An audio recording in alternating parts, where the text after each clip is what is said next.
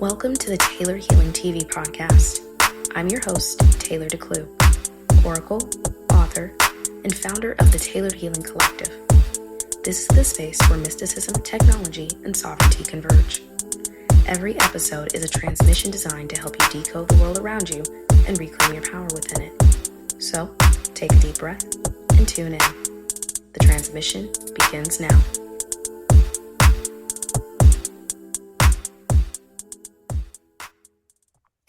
Okay, hello and welcome to Tailored Healing TV. I'm your host, Taylor DeClue.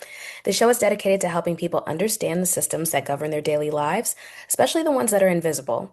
In the digital age, our phones, apps, and connected devices are not just tools. They've become governing environments. So most people don't realize that a surveillance-based business model now shapes our daily lives.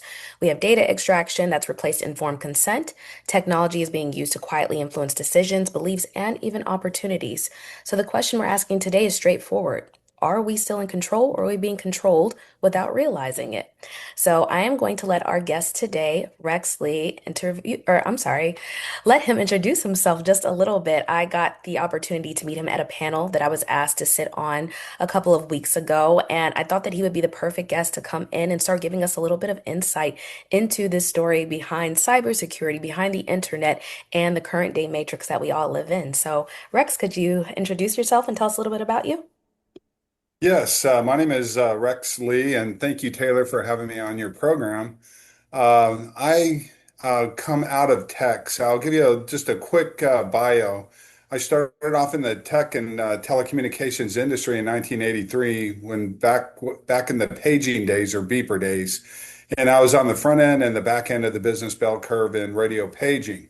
Then in the 90s, the company I worked for off and on for over 30 years, Carnegie Technologies, we launched two cellular phone carriers that we built out and sold to AT&T ultimately. Along the way, we also opened up an enterprise app and platform development company that was a little notorious at the time. It was called Houdini Soft. And we built reverse logistics platforms for Metro PCS, Cricket, Verizon, and other telecommunication carriers. And one of the main features within Houdini Soft allowed for what we call in the industry um, unlocking and provisioning. Now, the street term for that is jailbreaking and flashing at an enterprise level. So we didn't build the platforms for the public. We built them for the carrier. So back in 2008 to 2013 timeframe, if you walked into a Metro PCS store and you had a Verizon phone and you saw a Metro flash, that was Houdini Soft. It would unlock that Verizon phone and they could flash it on their network in less than 3 minutes. And it was through Houdini Soft that I got into cybersecurity, because basically we were labeled the world's largest legal hacking firm. And that's when we were able to get into all these. At that time, you had GSM, TDMA, CDMA. This is all pre-LTE. And then LTE was coming on just at that same time in 2008 timeframe. Um, so what we wrote was an algorithm that would unlock at that time over 600 makes and models of flip phones, and then the smartphones that were just coming on the market. And in our labs, we were able to expose all the vulnerabilities in the Android OS, Apple iOS, and Microsoft Windows operating systems. So we were, we were, everybody came after us when they found out that we were enterprise and not Cheeto stained fingered hackers in our mother's basements unlocking phones with a PST tool, that this was enterprise. It threatened the industry at the time, because when the iPhone first came out, for you youngsters out there, I'm starting to feel a little old.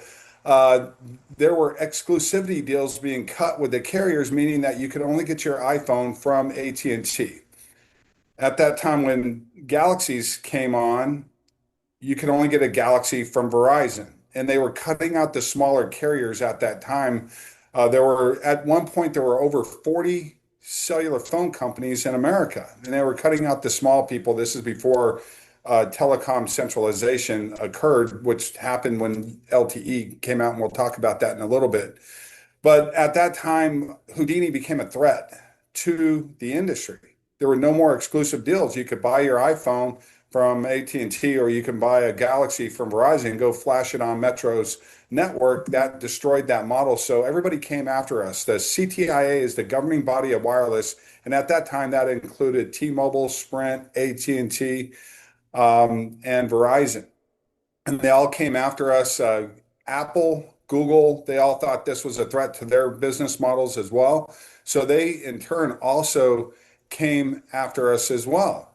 And they tried to make it illegal for consumers to unlock their cell phones or their tablet PCs or their computers in 2009 through the 2009 Digital Millennium Copyright Act. So they tried to make this illegal. And this is relevant to the discussion we're about to have. So we work with the Electronic Frontier Foundation in San Francisco, and we were able to help write the arguments against Apple, Google, AT&T, CTIA, the whole tech and telecom industry for the 2009 Digital Millennium Copyright Act for the Library of Congress. So we wrote the technical arguments against their arguments because they were trying to make it illegal and lock everybody out of their computers and their phones over these exclusive deals. Well, in 2009, our arguments were upheld by the Library of Congress, and we won the argument, and that made it legal for the consumer to be able to plug their cable into their devices and unlock them. This is when you brought up earlier that we're being controlled, and it's a silent measure of control. Nobody sees this control going on. This was the genesis of that. And through the Houdini labs, I was able to learn all the be able to learn all the vulnerabilities in these operating systems, and that led me into cybersecurity. And the need for Houdini disappeared in 2013, which is a key year. That's when LTE unified everything, and you didn't need algorithm to unlock the locks on the phones anymore. You could use a passcode to unlock them. So that's how I got started, and that's how I got to where I am.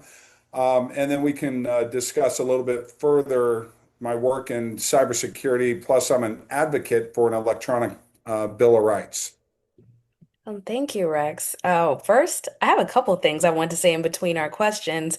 One is thank you for your work, and I consider it to be wisdom and something that is very much needed amongst different audiences around the world to understand their data, how it works, how it was built. And then another thing I wanted to say was the name Houdini Soft is so interesting because these are unseen systems and hidden systems. So the fact that you're working with a company that had that name, it's as though you were already very well versed in being able to see what others cannot. And to me, that's a little bit like reading binary code in the Matrix, getting to see behind the program. So thank you for your work. So one of the first questions I want to get into with you is what first alerted you to the scale of personal data harvesting behind the scenes?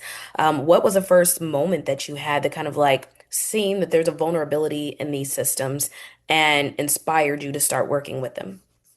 So if you go back to the 90s, people didn't realize that, at that time, if you wanted a web browser, it either came pre-installed on your computer or you purchased it. It was a paid for product. At that time, a new company toward the mid to late 90s, Alphabet, which is the parent company of Google, started. And so at first, everybody was shocked that this free web browser was going to be used by everybody on the internet. It was free. It was way more powerful than any other web browser. It really was. It was great. It's new technology. It's free, but nothing is free. How did this company, first of all, what type of company is this? Is this a technology company? And what were they expecting by giving away a free product because nothing is free? So early on, when I started looking at that business model of giving something away free, well, um, what in return are you giving up that they're going to make money?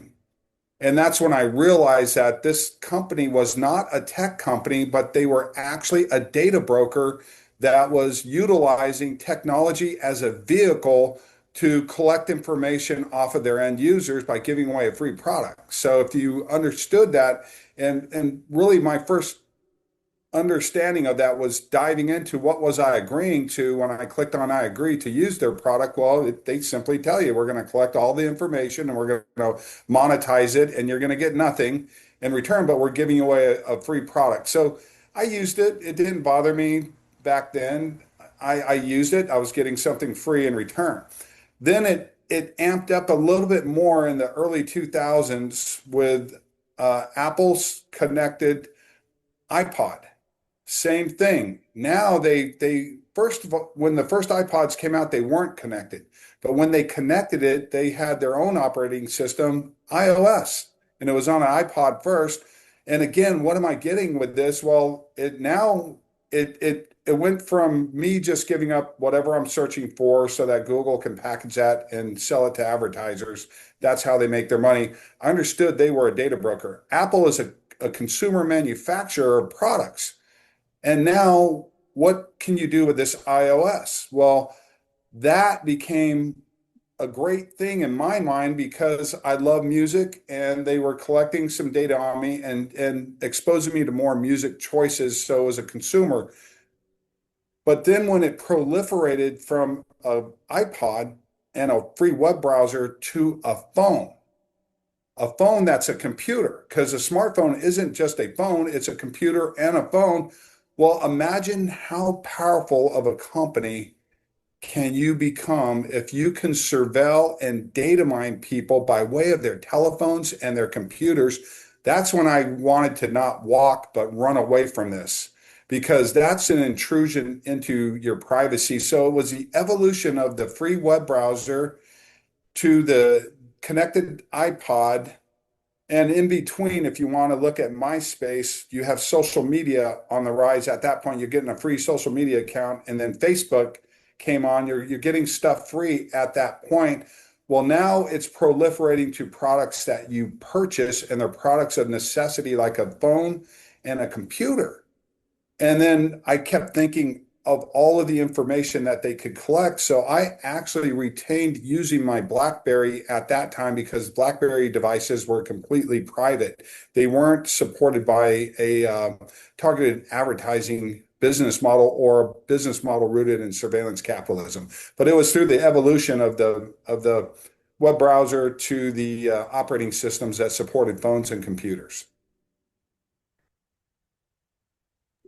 Thank you for that explanation. It's so intricate how fast that we have gone through all of these systems without a really firm understanding of how they work. So thank you for explaining that. And I think that's going to give the audience just a little bit more insight into the different steps of evolution that this has gone through because I was a millennial. I grew up first home computer, I think when I was about 9 or 10 years old, which had to be probably about I don't even know, about 1999 in between that time and 2003. So in 2025, getting to see that evolution, that's very interesting. One of the next questions I had for you is that can you describe, I guess, your personal insight between big tech companies and US intelligence agencies? Well, first of all, you call them big tech, right? If you recollect a few minutes ago when I looked at Alphabet, they didn't start out a tech company. They're not a tech company. They started out a data broker. And this explanation of who they are will lead into why, we'll talk a little bit about government collusion here in a second with what people term as big tech companies. They never were a tech company. Sanjay Kelly and some of the other founders of Google, they wanted to be a data broker like LexisNexis and compete against LexisNexis and collect as much data on people. While at that time, the internet was just coming out, and what a better way to collect information on people than through the web browser. So I don't know, I wasn't there, but I heard this may or may not be true, but I heard they named the company Alphabet because they wanted to dominate every industry by the letter of the alphabet. And the way they could do that was through a web browser, then later on an operating system that would data mine people by way of their phones and their computers. And then you have to understand they started out to this very day, they're a data broker that utilizes technology as a vehicle to surveil and data mine people for profits. Apple evolved into a data broker to compete against Google. A lot of people don't realize this, but Eric Schmidt left Apple to become the CEO of Google. And him and Steve Jobs had a big falling out because there went the IP for the Android OS was evolved from iOS. And that made Steve Jobs to the day he died, he wanted to put Google out of business over there was a rift with Eric Schmidt involved in that, but they evolved.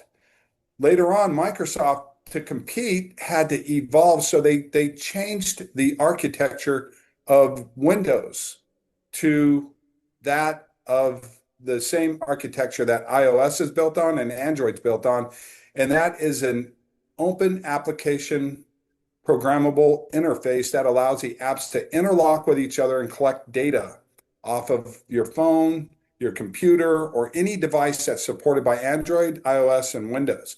And they too evolved into a data broker. So when you say big tech, I'm thinking big data. They are the biggest data brokers in the world, and the government knows this. And so, heck yes, it was exposed by Edward Snowden that there was collusion between these so-called tech companies, I call them data brokers, and the government.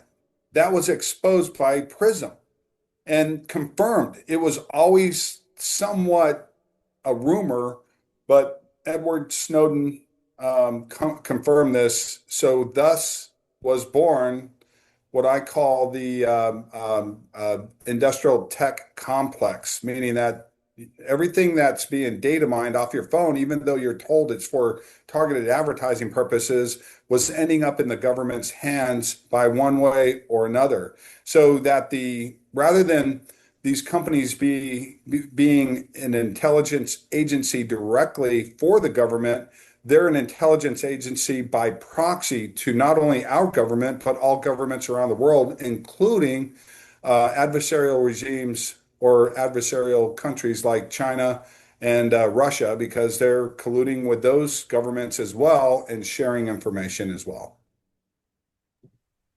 Makes you rethink the way that we use these words and these phrases because your explanation of them being data brokers made me look at it in a different light. There's just a certain elitism in the conversation when we use the terms big tech, but when I think of them as a broker, I see them completely different. Would Exactly. So when I speak you? to audiences, I let them know that. I literally ask the audience, I do talks on this all over the world, and I ask the audience how many. I'll list out these companies, and I ask them how many people in here think these are tech companies, and mostly everybody raises their hand. Then I tell them no, they're data brokers, and I do that exactly to get the same reaction that you're having now, so that people put them properly in their context. They're not consumer manufacturers only. They're part of what they do is tech, but how they're valued on Wall Street. And when you look at these trillion-dollar valuations, that has nothing to do with new innovation. It has everything to do with how much information they can collect off of their paying customers because this business model proliferated from free products and services such as a social media account and a web browser to products that we pay for, our smartphones, our cars, our connected TVs, our connected appliances, our computers. They all cost money. So now we're paying for these products and we're paying a monthly subscriber fee, and they're collecting all of that data through new innovation. So when you see a new operating system come out, it's a new way to collect information from you. When you see an upgrade or a new innovation such as AI come out, it's a new form and a faster way and a more efficient way to collect the information from you. And that's where you see the valuations of these companies balloon up from 50 billion, 100 billion, 500 billion. Now you're seeing trillion-dollar valuations. Has nothing to do with their new fancy product. It's what their fancy product can do, which is collect as much information off of the paying customer and the end users, which include children and teens, that they can package and sell and they don't have to compensate you for the trillions of dollars that they're making from advertising. So it's all about targeted advertising, aside from the fact that they can package this data and sell it to nebulous third parties. So you'll see in the terms of use, you'll see like we share this information with our trusted partners. Well, that trusted partner can be the United States government, or it can be the Chinese government and the Chinese Communist Party. Anybody can buy the data from. That's probably the most honest explanation I've heard of it, and it gives us a real insight, not into the way that we're just consuming data, but the way we're being used through that as well. So, can an American citizen or any citizen really avoid being tracked or profiled today? So what's happened? What no, it's virtually impossible if you want to use connected products of necessity. A TV, a smartphone, a computer, anything supported by Android, iOS, or Microsoft Windows. All of these three operating systems have one thing in common before you even start using the apps. And the apps have one thing in common. And the developers of the operating systems, Google, Apple, and Microsoft, plus the developers of the apps, Meta, ByteDance, which is the parent company to TikTok, Amazon, X, any app out there that you want to utilize, they all have one thing in common. They require you to click on I agree. And if you don't agree, you can't participate either using the app, or you can't even use the products that you paid for. These are called one-way contracts of adhesion that force participation. So, yeah, you don't have to participate, but you're not going to be able to participate in internet trade and commerce on a global basis. You won't be able to participate. You won't have access to it, because what has happened since the evolution of LTE, and only having not multiple protocols like CDMA, GSM, and all these TDMA and all these other protocols that the other cellular phone carriers were on. Once that consolidated, then that opened the door for what I term as internet centralization. Can you explain that a little bit for us? Okay, so internet centralization is, everybody tells me, hey, Rex, the internet's not centralized. I can go on my website. I can go to any website and type in www.facebook.com. Is that what people do anymore? No. What has happened is there's only three on-ramps to the internet. And those three on-ramps are iOS, Windows, or Android. Those are the three highways. They're controlled by three companies. So every device in the world, whether they're sold in China or the United States, that operates off of those devices, the operating system that support those devices, those are the three on-ramps that you choose to connect to the internet. Every one of those companies have the same business model. They are supported by predatory surveillance and data mining business practices rooted in surveillance capitalism. So that means you no matter what product you buy, as long as it's supported by those three operating systems, you're going to be forced to participate, or you can't utilize the products that you purchase. So you're forced into this. Now, I'm very controversial. I talk about two things. I talk about digital colonialization and cyber enslavement. So when I talk about the I agree, I got to click on I agree. I call that actually a cyber enslavement agreement. And I've written articles about this dating back to 2018-19 timeframe. Actually, I've been writing articles about surveillance capitalism since 2016-17 timeframe.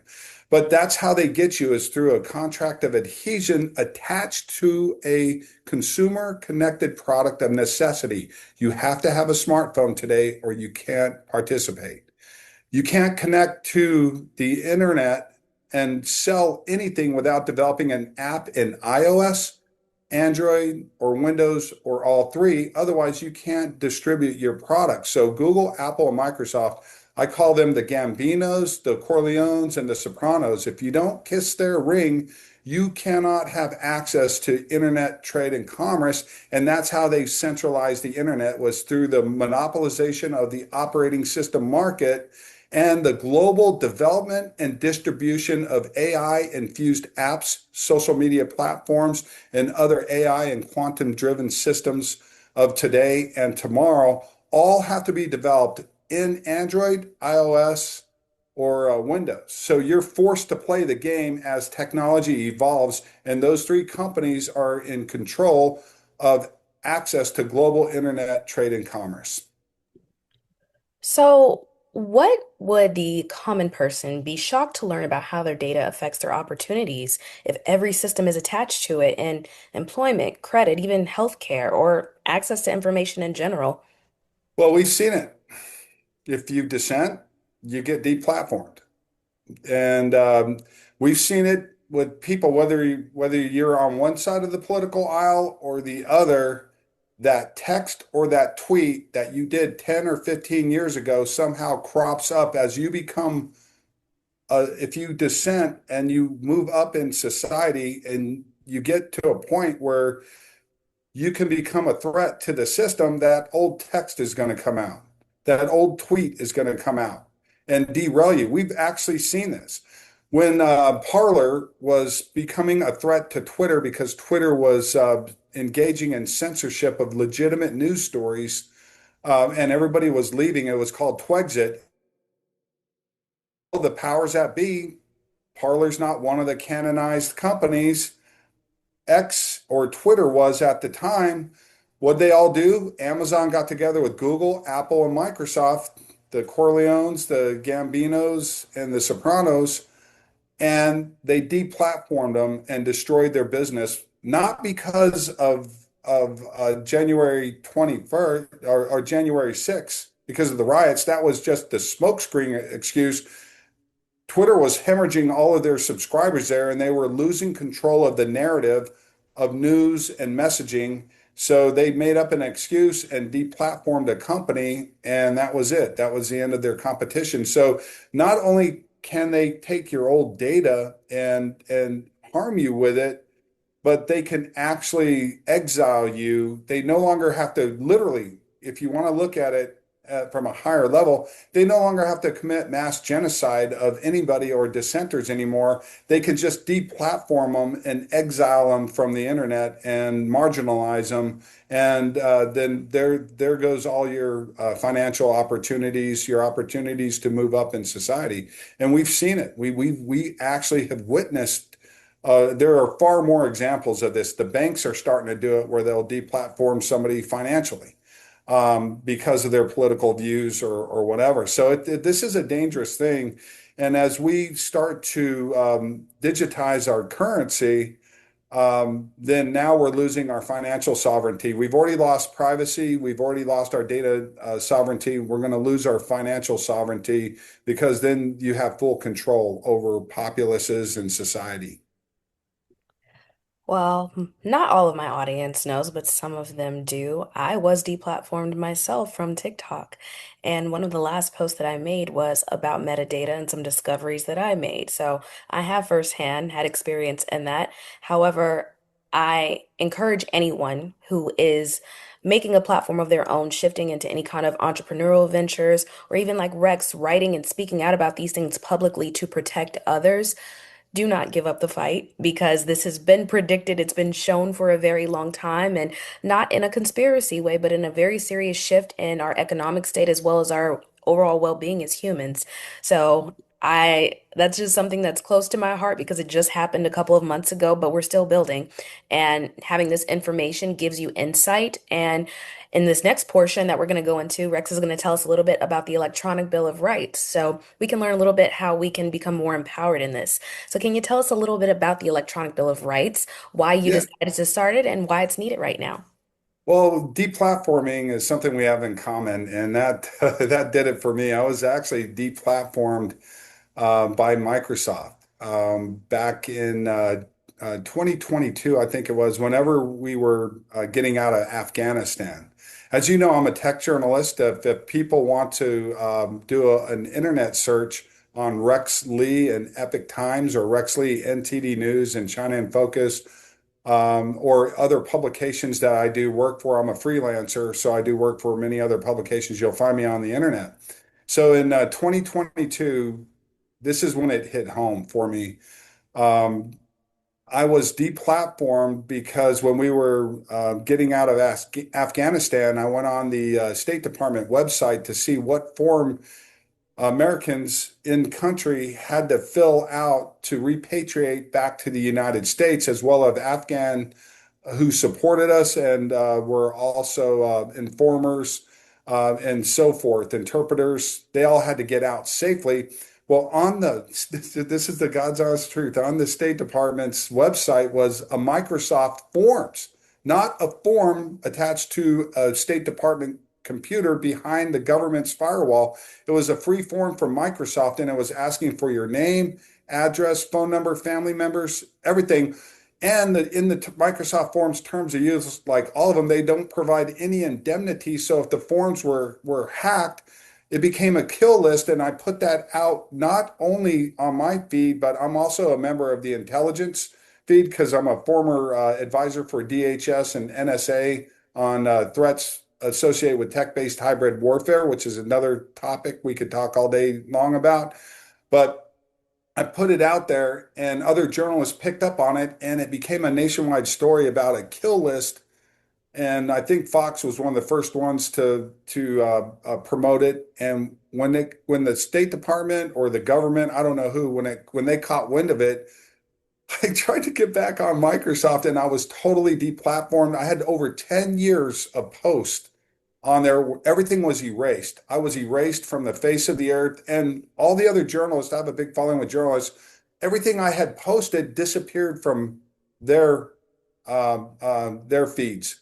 Everything. It was as if Rexley never existed. And some journalists all got together and said, "Hey, he's a professional journalist." Long story short, it took about 2 months for me to get back onto Microsoft and get back onto LinkedIn. And that's when I got serious about it. But in 2017, I was asked by Senator Ted Cruz's office, based on some information that I had submitted to the Department of Homeland Security, Science and Technology, and the NSA. And also, I was an advisor for other members of Congress for big tech hearings that you at that time were going on, which was Facebook, Cambridge Analytica, and Google business data collection business practices with Sundar Pichai and Mark Zuckerberg.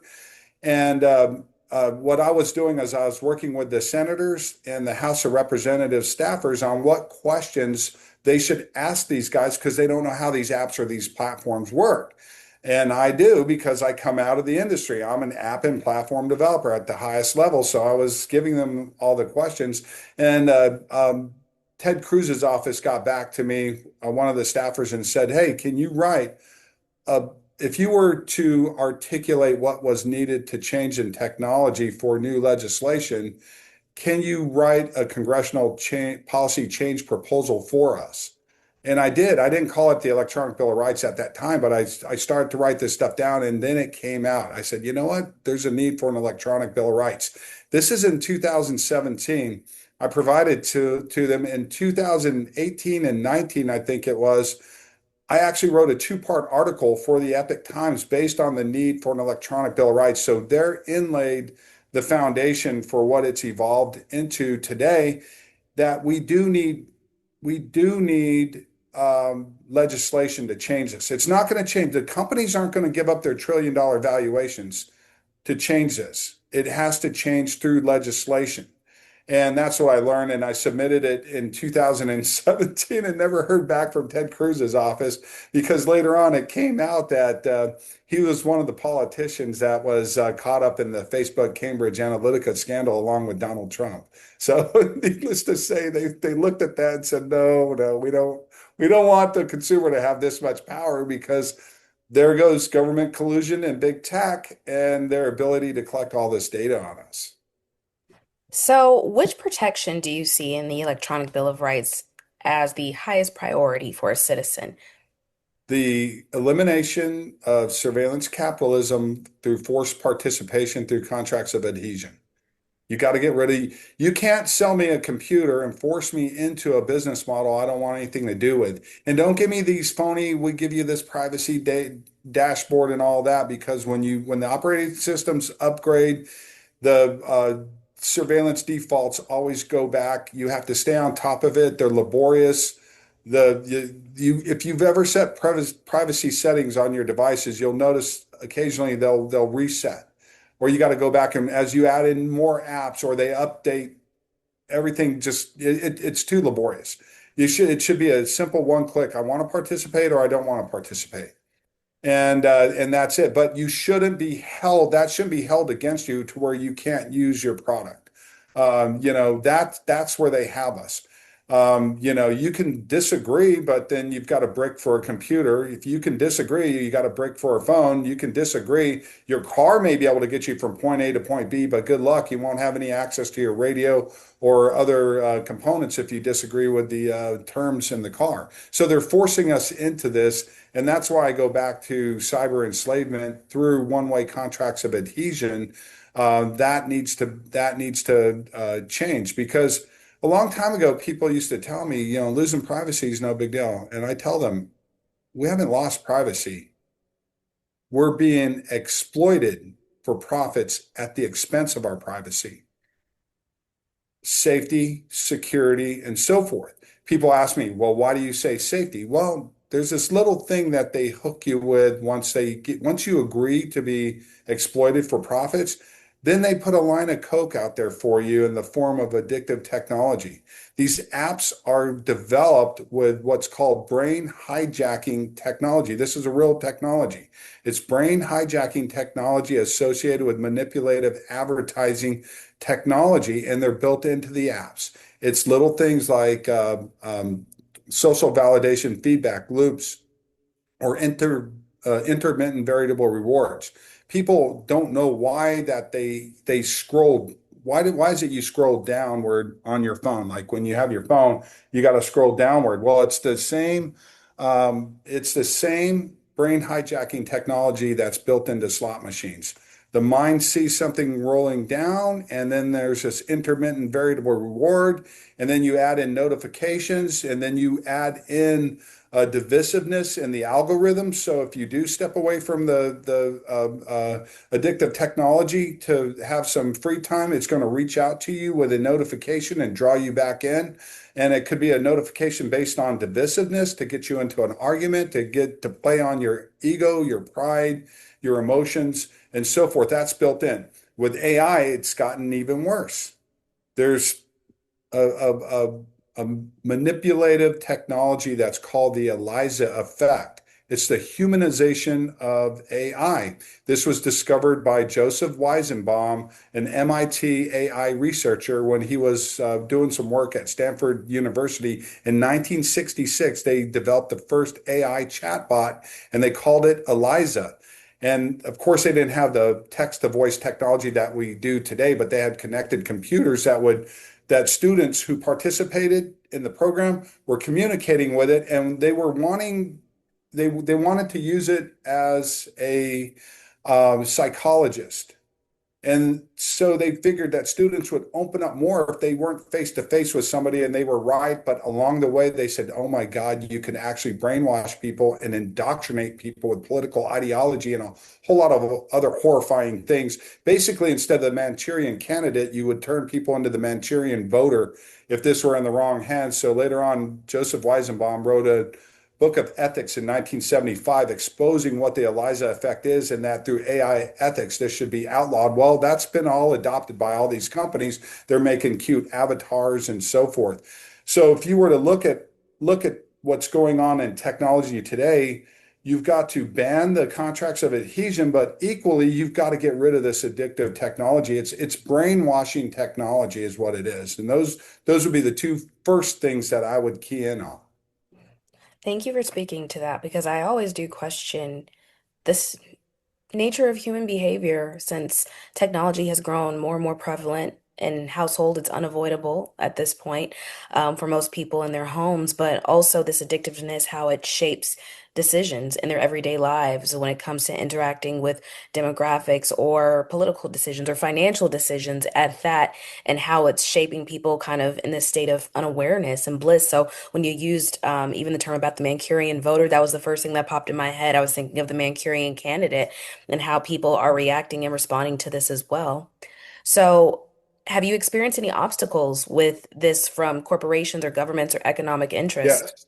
Yes. Well, my career in tech blew up when I went public after Houdini Soft. I was actually, I was the first person in the world to discover pre-installed Chinese technology in a mainstream smartphone. It was the Galaxy Note. Back in the Android Jelly Bean OS days, this is 2013 timeframe. This is ancient times.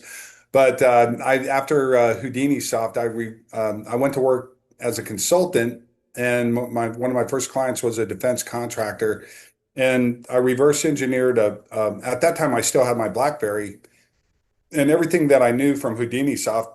This defense contractor had a BYOD program, bring your own device, so he had Android and iOS users, and I wanted to see if a Galaxy Note was safe to use in a confidential and protected environment. And that's when I discovered the this technology. If I could do screen share, I can actually show you it because this was another Please. pinnacle moment. This is from 2000. This is from 2013 timeframe, 14 timeframe. I didn't know I discovered pre-installed Chinese technology at that time. Such a pioneer. So I'll pull it up here. So can you see this? Yes, I can see it. Wait, wait. How about now? Is that better? Yes. Okay, what you're looking at is below the BIOS. I won't get into a lot of technical terms. I ran the world's largest legal hacking firm, trust me. This is called an interactive application permission command string. And this is relevant to your question, have I had a falling out not only with my career, but also government agencies and so forth. When I reverse engineered this phone, I got underneath the BIOS and I started pulling up these command strings. I didn't know what they were at the time. Android permission Badu location services. It was attached to the 4.2 email app that integrated your corporate email. This had nothing to do with Badu or Google. This was the app that if I worked for Exxon, Rexley at Exxon.com, my corporate email would be integrated through this app, which makes it even more dangerous. The app could not be turned off, nor could I uninstall the app. And the permission is Android.permission Badu underscore location services. This meant that Badu was able to track location services through this app. And I was able to, these are the actual screenshots from this. This is the 4.2 app. This was Jelly Bean OS. So I didn't know what that was. So later on, I was at UTC event in Austin, and I met a Department of Homeland Security representative who spoke there, and he said, if you see something, say something. This is the utility industry, critical infrastructure. And I showed him that I discovered this in a Galaxy Note. Well, he had a Galaxy Note, and his name was John McClane. I kid you not, just like Die Hard. So he was a DHS agent, and I actually pulled it up on his phone. And he told me that Google gave the government a hardened Android OS with no data mining or targeted advertising. It was a government issued device. And at first argued with me and said that my finding would never be on his phone, and I pulled it up on his phone. And long story short, he asked me for the report. I gave him the report that I did for Space Data, the defense contractor that I reverse engineered the device on the for. And he took that back to Washington. I didn't hear from them for like 6 months. And then I got a call from David Nolan, the head of DHS Science and Technology at the time. And he asked me if I could participate as an advisor for the 2017 DHS S&T study on mobile device security. And I said I would. And he said, well, the reason we're asking you is we spent the last 6 months trying to debunk your findings, and we could not debunk any of them. And we gave your findings to Google, Samsung, and T-Mobile where I bought the phone. So they flew me out to Menlo Park and I met with the government in Menlo Park, right where Wow. all the headquarters are, Alphabet, Meta, and so forth. And all of those people were in the room and they wanted to know who I was. And then they finally put it together. They looked at me and they said, one of them, I think it was a representative from Google, and he said, "That's Rex Lee, a Houdini soft. He ran the world's largest legal hacking firm. He's legit." I guess they wanted to see if I was a threat because nobody had gotten that low in the BIOS. Over a 4-month period, I had went through millions of lines of code, like you said, see in the matrix. That line that you see in the matrix where all the code is dropping from that's one piece of the code. Android dot permission, Badu dot location services. That's called an SDK piggyback code that allows two or more companies to surveil you and data mine you from a single app. It's the most horrifying thing ever because that means if you have all apps from Google and you say you trust Google, that means they're allowing companies from China to pay them $1 billion to get the same information off that app, but you don't know how many companies or governments could be involved in this. So that's what I had discovered was an SDK piggyback code in the device and had no idea what it was. A friend of mine who looked at it said, Badu's a company from China. I didn't know who they were. He goes, you just discovered Chinese surveillance technology in this phone, and that's the code. So after the report came out, I wrote an analysis of their report. They retracted. I mean, they did not include my findings of the Chinese surveillance technology in the 2017 study on mobile device security, plus all the other threats associated with surveillance capitalism, apps from China that pose threats, a national security threat to the United States. I had all this, I wrote all this stuff up, and they excluded almost everything from the report, but I'm in the report. RML Business Consulting is listed as a participant in the report, but they excluded everything and I slammed them for it. And then once they said everything that I gave to them, and before I met with them, I sent my findings and my report to Google and told them I was going to meet with DHS and I wanted to make sure everything that I found in that operating system was true. They never also pushed back either directly with me. And once I knew everything was legit, I went public with it, and that was it. Now you know, they, and through word in the government, the NSA reached out to me. They actually flew to one of my speaking events, and I showed that code up on the screen. And after I got off stage, they contacted me through email, and the NSA said, "Can you share your smartphone report with us that you shared with DHS?" And I shared it with them. And then later on, I became a advisor for not only Facebook Cambridge Analytica, but I was advising Congress on big tech hearings all the way through the Meta whistleblower hearings with Frances Haugen through 2022. And I was giving the government all of this information on addictive technologies, the contracts of adhesion, threats posed by Chinese surveillance apps, which is tied to tech-based hybrid warfare. And all along the way, they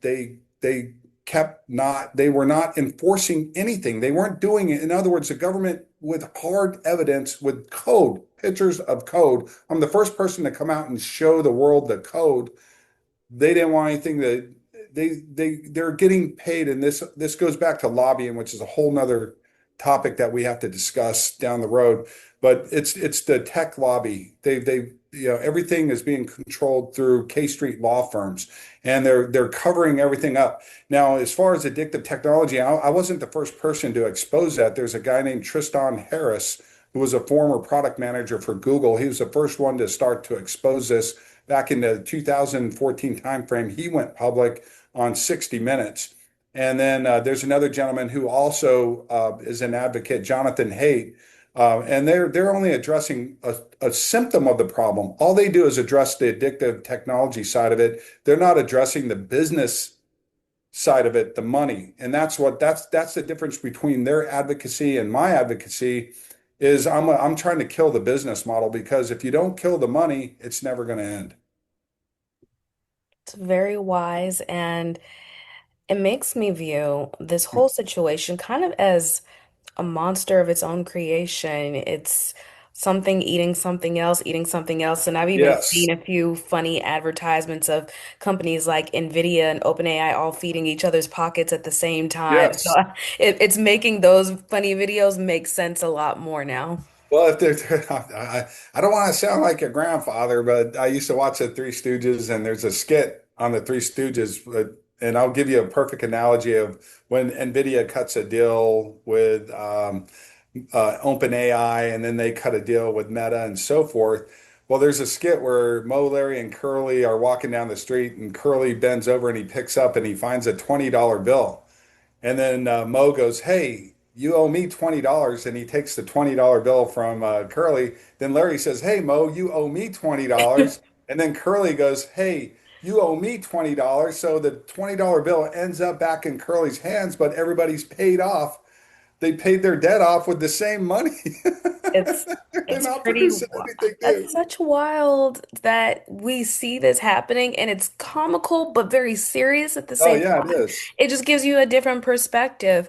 Um, Well, they're making the books for, look, they're not generating any wealth from all this AI development. You can't. When you have to overcome trillions of dollars in debt that and money that you've borrowed and money that's come from investors with a new product that you're out there, there's only so much targeted advertising that you can profit from. You'll never be able to recover that. So the only way they can do this is through baking the books, stocks, and building this bubble. And as soon as the bubble bursts, we're going to be told they're all too big to fail, and then you or I are going to end up paying the bill on all this. And that's what we see going on. And this goes back to the lobbying.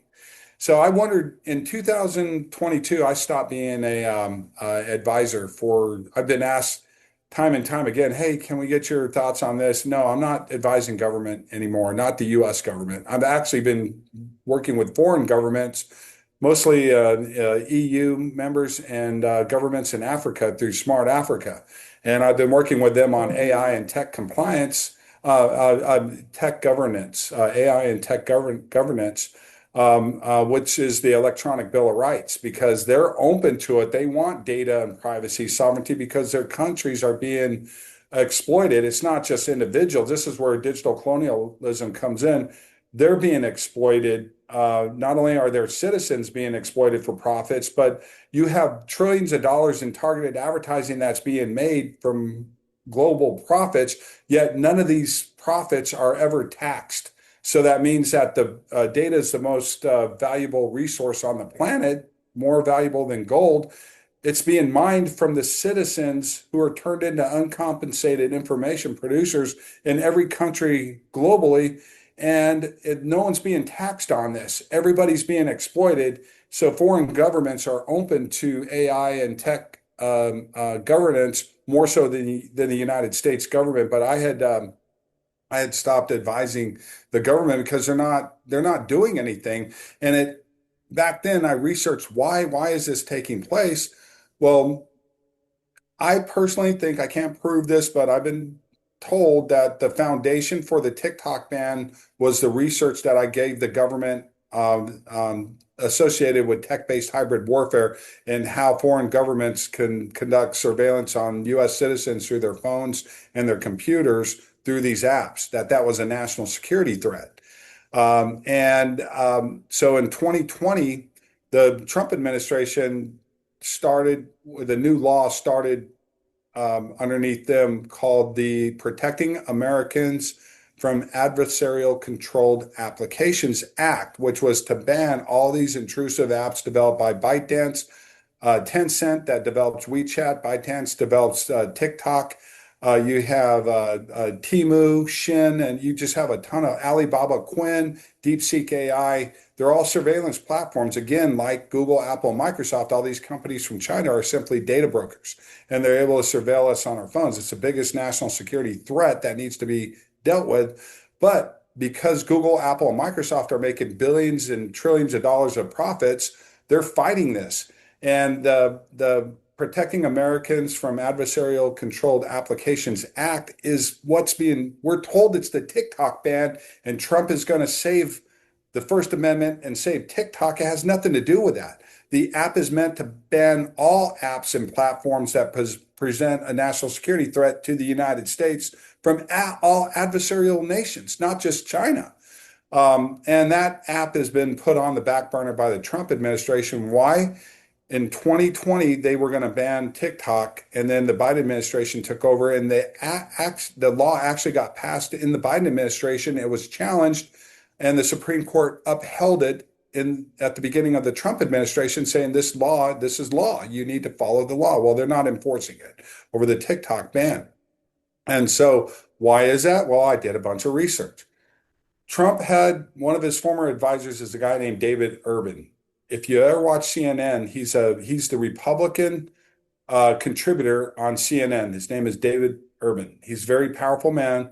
He founded a company called American Continental Group, which was the Trump Corporation's lobbying firm in Washington, D.C. So, who became ByteDance's chief lobbyist after they were threatened to be banned? David Urban.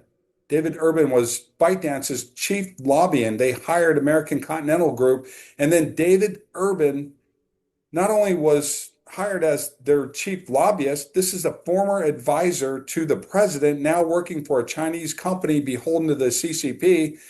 He also was hired by ByteDance as their senior vice president of North American operations, and the guy has no social media background, no tech background at all. So he worked directly for ByteDance for a while. And then I went and dug a little bit deeper. There's a guy named Jeffrey Yass, and Jeffrey Yass founded SIG, which is another investment company. And Jeffrey Yass, along with another Chinese investor who was a real estate broker in China, they started ByteDance way before TikTok. And Jeffrey Yass owns 26% of ByteDance. So it's 26% owned by a single American and his investment company, SIG. SIG owns 15%. Jeffrey Yass owns 11% of ByteDance. Well, they became donors to the GOP. And Jeffrey Yass was one of these guys who went to Mar-a-Lago last year and ate dinner with Donald Trump, lobbying for not just that TikTok doesn't get banned, but lobbying not to have the Protecting Americans Against Adversarial Controlled Applications Act even passed. While it was challenged in the Supreme Court and there was nothing they could do. So they made up this story that it's the TikTok ban, has nothing to do with TikTok. It's all apps that present a threat to us. And now that can has been kicked down the road. So it all boils down to what? It all boils down to money. It all boils down to hiring these K Street law firms, because Baidu has their own K Street law firm. Huawei, it's not a Republican or a Democrat problem. Huawei hired Tony Podesta, the brother of John Podesta, to be their chief lobbyist. And now there's nothing wrong with Huawei. Tony Podesta was a former presidential advisor to Clinton and Obama. So they're hiring former presidential advisors from both sides of the aisle and former elected officials. Trent Lott was also hired by ByteDance as one of their chief lobbyists. So they're hiring former elected officials through these K Street law firms. And that's why we're not seeing anything happen. We don't ever see these laws come to fruition to protect consumers. And this is why we need an electronic Bill of Rights, because we're getting, not only are we getting hit from Google, Apple, and Microsoft and their partnership with all these app developers, but now you got to look at what's going on and where the money is. And again, it's the money, it's the influence as well. So, what can people do right now to protect their digital autonomy? Are there any tips that you can give the audience today? You can't unplug. One of the things that I teach this, I use Apple, but I also have there's other technology out there. It's Linux based. I teach a hybrid approach to data. So if I need something that's confidential and protected, I work off of a laptop that's supported by what's called a Debian Linux operating system. Now, there's a company that manufactures these products. Some are made in America. It's called Purism. and they manufacture laptops, servers, even a smartphone called a Liberty phone that's supported by a Linux Debian OS called Pure OS. Now, if you want to get completely off the grid and completely away from this, you can buy those products and use that operating system. You don't have to click on I agree to use the operating system. I agree to use the apps. It's built on a closed API architecture with open source coding so that all of the code can be audited at any time. So it's an auditable OS, and the apps can be audited. And you can get a Librem key so that if there's any manipulation of the code or the apps, I can plug my Librem key in and see a snapshot of it, and it will expose any anomalies in the code to where I know that it's been compromised. And that's the most securest forms. Now, that takes a whole learning curve. It's still point and click. It's still easy to use, but it's a learning curve. You're also communicating with other people on unsecure devices, but it's the closest thing you can do. The other thing is I use Apple because Apple allows you to configure the iPhone for privacy. Now, I this is configured to what's if you looked at Linux OS and peers and products, they're called decentralized products. There's even decentralized social media platforms like Mastodon and so forth. So there's technology out there and platforms out there that you can utilize that aren't supported by surveillance capitalism or targeted advertising. They're just not popular, and there's a learning curve. I can button this down to where it's a decentralized phone because when I first buy it, I don't buy it activated. I buy it as itself, and then there's two ways you can privatize this. One is through the privacy settings. That's laborious and it's going to reset. There's a way you can get into the system on Apple and shut it down at the system level. So no matter how many updates I get or how many new apps I put down, download to this phone, my those system settings will never change ever. But I still had to click on I agree to use iOS, and in Apple's terms of service, they can share my data with anybody they want to, including the government. But at least it's only one company exploiting you and not 50 or more companies, including companies from China exploiting you. So there's a hybrid approach to all of this that I teach as well. And I teach that in my sessions. I taught this in Rabat, Morocco at the 2025 Regional Cybersecurity Week, where I was a guest of Smart Africa, and I did a 3-hour security session for over 40 African nations for security ministers for 40 African nations, and plus EU member nations from Europe. And I teach a hybrid approach to those governments. And I teach this hybrid approach to defense contractors and enterprise businesses through my company, My Smart Privacy. So, where can we find your work, Rex, for people who are interested in learning more about what's going on in data, all of the tech journalism that you've done over the years? Where can we find your work to connect with you? So the easiest way is to go to My Smart Privacy, www.mysmartprivacy. If you go under news and events, you'll see all of the trade shows that I speak at. I also, as a journalist, I get a press pass. So I cover South by Southwest, CERAWeek. I cover all these tier one conferences all over the world as a tech journalist. And then also on there are my articles and interviews, and they're pretty up to date. So for 2025, you can go all the way back through the archives and see all of the my latest interviews and my latest articles. I write for publications like Tech Talk Summits. I write for websites like Purism's News and Events. I'll write articles for them, and other publications that reach out to me for an interview or an article. Well, thank you so much. This was such an informative episode, very much needed. I am so thankful to have come across your work and having you agree to be on the show because I actually want to invite you back for a part two. I have so many more questions that I think would give a lot of more educational insight into this.